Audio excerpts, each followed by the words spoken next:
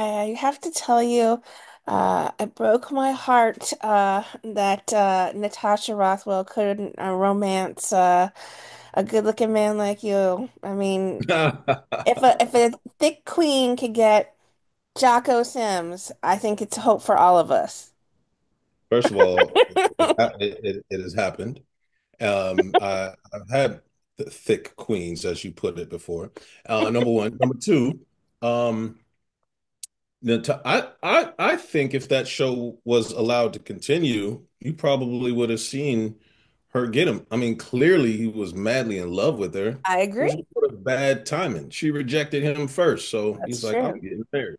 That's all that Well, was. we loved you on that show. Loved you on High Potential, and here we are at Grosse Pointe. This is such a great role for you. First, I have to ask you is how could you forgive? That is such a crime to forgive. Not many men could.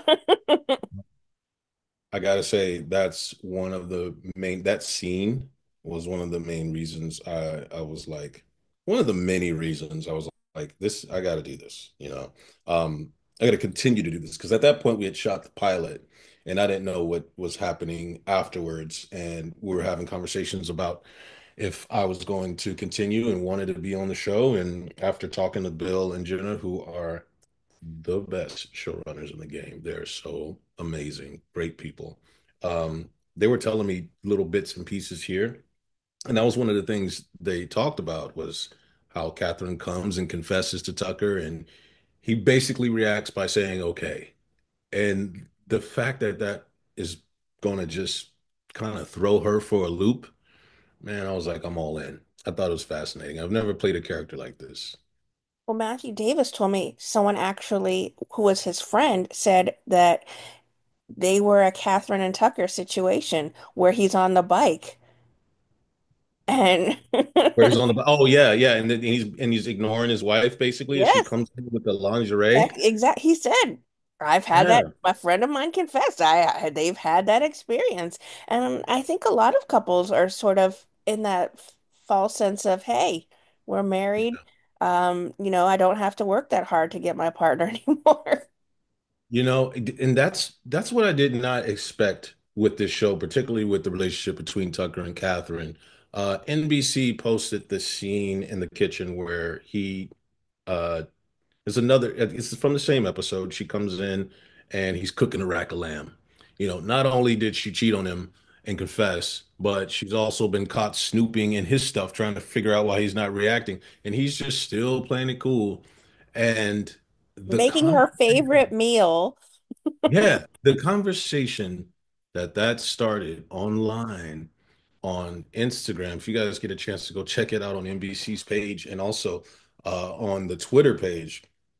I just been going through reading the comments. It's been blowing my mind because people are putting themselves in that situation and deciding if they would react like that.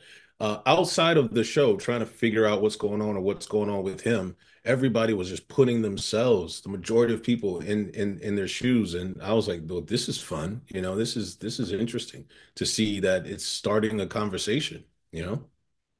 Okay, well, if he can forgive cheating, does that mean maybe he could potentially forgive murder? That's a good, damn, that's a good question. Yeah, you know, I would say anything is possible with Tucker. All people are guessing a plethora of reasons why he would react like that. Based on what I've read, it could be that he's has his thing going on, or that he's planning a payback. Is he involved? Is he the person in the garden that they've killed? Anything's possible, you know? I mean, we check our the shoes. Every single person has to check every episode to see who's got those sneakers on. Um, I and have been on set myself, like looking at people's at shoes. work, Yeah, because listen, there was at least a period of time where not even the core cast knew who was in the garden. You know, so imagine that having to go to work and play a little bit of emotion, but kind of keep it neutral. Is such a challenge for everybody, but it's just so much fun. But yeah, I've looked around a couple of times and trying to figure out what's going on with the shoes. Well, Catherine seems to think that perfect has to be there in every aspect of her life. And I Yeah. think that the Gary thing sort of cracked it open. And this week's episode, we see her realize that life isn't perfect, there's mess to it. And her daughter, their daughter, is catching on to those kind of habits. And I think that was a poignant scene too, um, where, she finally realizes, not everything in the house has to be, the jackets don't have to be lined up such and such spaces apart. And the littered drawings of the family where, Uncle Gary's in the picture, says a lot as well about your family dynamics. When you have memorable characters on television like Catherine, um y- some of these traits, like, that she realizes that maybe for this episode, but I gotta tell you, it won't last long. And that's what makes her interesting, is I think that the way that Asia plays Catherine uh can and will be iconic in television, because yes, it has to be like pristine or perfect, and obviously she might be compensating for something else in her life or in her past, but it's so fun to watch her on set, going around and fixing the pillows, as she's getting in character before the camera rolls. And I catch myself, like, trying to help or make sure I don't want to, mess up something. It's just so fun, but I think it's very memorable the way she's approaching it. And yeah, I think that's her at her core. That's Catherine at her core. Well, I feel like this show is more like a mix of a buddy comedy meets murder mystery because there's this beautiful friendly dynamic between the core four plus Birdie now. Hmm. and and then you throw in this who done it. And I think that's what makes this show so outstanding. Is that what you've been hearing from people as well? Besides that incredible scene that you were a part of where he's on the Oh, bike. yeah. I have been people are excited. I get a phone call every week, probably like on Monday, the day after it airs, from my mom, and she'll call one of her girlfriends, and they talk to me like I'm not on the show. And we're trying to figure out what's going on together. Obviously I'm playing dumb, and they know that, but they just enjoy it so much. And it's like, okay, who killed the dog? Because I think it's this person and this person, but she found the gun and it was this, all this stuff. And it's just hilarious to me. It's so fascinating. And some people take notes, and they're trying to keep track of each little thing. That's fun, and that's been the reaction from people, just watching them take this ride and try to figure out what the hell is going on. Well, I mean, I said to Matt, I'm gonna be real mad if you killed Molly.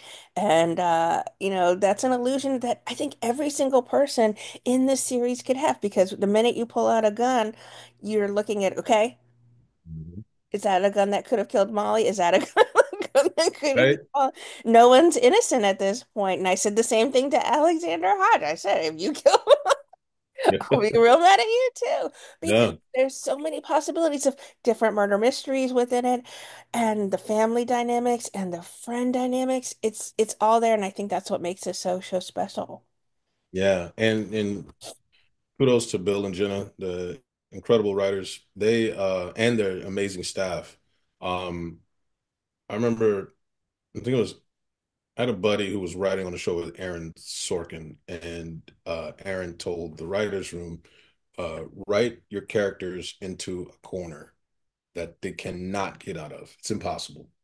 And then figure it out. And then figure it out. Now, that sounds very difficult to do, and it is. But if you can do that, you'll have an audience. Because if you can keep them on their toes and keep them guessing, which is an art, I think you got something good, and I think that's exactly what we have in the show. You're gonna, every week as I'm watching, I'm thinking one thing, and I have to remember and go back and read scripts and go, oh, okay, that's right. Um, it bends, it turns a corner. It's Uh, Is It Sunday Yet show, where yeah, you're it like, is is. it Sunday yet? Yeah, Gotta see what happens next. absolutely, absolutely, it's great.